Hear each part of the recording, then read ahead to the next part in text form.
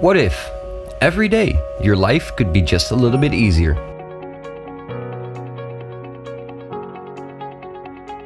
Introducing Aquara Smart Hub, the essential centerpiece of Aqara's collection of smart home products. Our smart hub can function as a home alarm, a nightlight, and doorbell. It also connects all of Aqara's smart home products, allowing you to remotely control and monitor all of your connected child devices. One of these devices is the Aqara motion sensor that detects movement. It allows you to set up smart home automation rules that automatically get triggered when you walk into a room.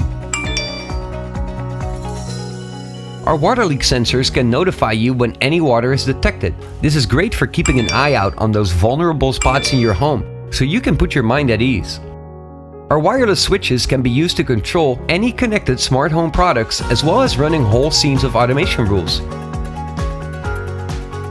Our door and window sensors can be used to notify you when your door or window gets opened or closed. You can set these up to trigger your home alarm and to trigger smart home automation rules.